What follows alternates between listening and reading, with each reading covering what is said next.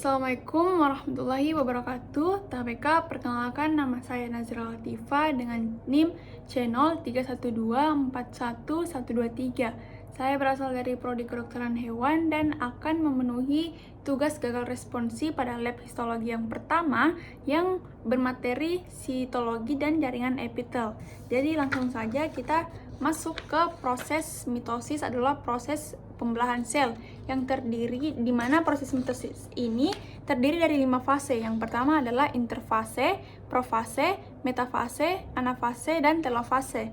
Kemudian pada proses interfase di mana sel ini melalui fase interfase ini adalah fase istirahat sel yang dimana sel ini mempersiapkan dirinya untuk melakukan pembelahan, di mana hanya terdapat membran inti sel yang ada pada fase ini. Kemudian pada fase kedua adalah fase profase, di mana fase profase ini membran intinya ini mulai menghilang dan terdapat kromosom yang ada di dalamnya dan terbentuk juga benang spindle. Kemudian pada proses metafase adalah di mana kromosomnya ini mulai berada di tengah sel, barisan tengah sel yang terhubung oleh benang spindle yang melalui sentromer. Kemudian pada fase anafase itu fase keempat, di mana sentromernya ini mulai membelah dan menarik kromosomnya ke arah kutub yang berlawanan. Kemudian pada proses telofase adalah proses di mana kromosomnya ini mulai mengendur dan mulai membentuk inti sel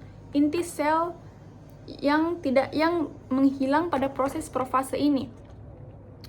Kemudian pada proses telofase ini menghasilkan 2 sel anak yang identik. Kemudian kita beralih ke proses jaringan epitel bertanduk.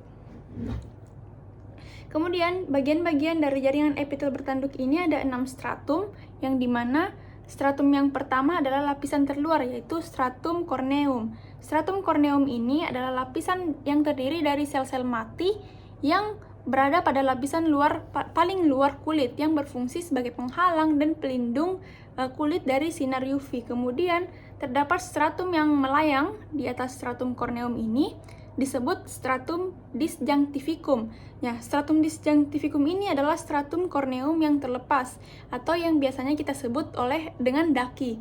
Kemudian terdapat stratum lucidum. Stratum lucidum ini adalah stratum yang paling tebal yang terdiri dari sel-sel transparan, di mana sel-sel transparan itu tidak memiliki inti sel. Kemudian terdapat stratum granulosum. Stratum granulosum ini stratum granulosum ini mengandung granula kerotihyalin yang akan berperan dalam proses keratinisasi, sama seperti hasil dari proses itu akan menghasilkan stratum corneum, yang dimana sel-sel mati ini adalah sel yang telah dikeratinisasi. Kemudian terdapat stratum granulosum. Stratum granulosum ini adalah stratum yang terdiri dari sel-sel poligonal yang stratum spinosum maksud saya terdiri dari sel-sel poligonal. Kemudian stratum yang paling bawah adalah stratum basalis, di mana stratum basalis ini terdiri dari sel-sel aktif yang melakukan mitosis yang berfungsi sebagai sebagai regenerasi. Kemudian kita masuk ke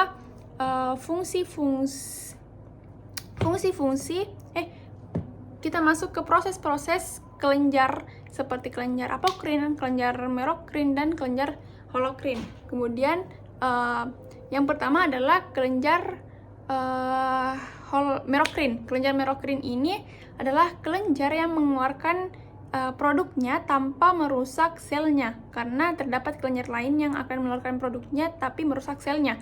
Jadi pada kelenjar merokrin ini adalah kelenjar yang akan mengeluarkan produknya tanpa merusak selnya atau dinding selnya, inti selnya, pokoknya tidak merusak selnya. Contohnya seperti keringat yang berada di seluruh permukaan tubuh kita. Kemudian yang kedua adalah kelenjar holokrin. Kelenjar holokrin ini adalah kelenjar yang terdiri dari sel-sel mati yang hancur yang mengeluarkan isi produknya. Contohnya seperti minyak yang ada pada kulit kita. Pokoknya seluruh minyak yang ada pada kulit kita itu dihasilkan oleh kelenjar holokrin yang terdiri dari sel-sel mati yang hancur. Kemudian kelenjar apokrin. Kelenjar apokrin ini adalah kelenjar yang mengeluarkan produknya tapi merusak selnya, karena kelenjar ini mengeluarkan produknya bersamaan dengan sitoplasma selnya. Jadi berbeda dengan kelenjar merokrin yang tidak merusak selnya, kelenjar apokrin ini mengeluarkan produknya dengan merusak selnya, yang akan menghasilkan keringat pada lokasi-lokasi tertentu. Jadi perbedaan yang paling signifikan antara kelenjar apokrin dan kelenjar merokrin ini sangat kelihatan. Jadi contohnya kelenjar apokrin ini adalah keringat yang berada di ketiak. Itu saja yang bisa saya jelaskan.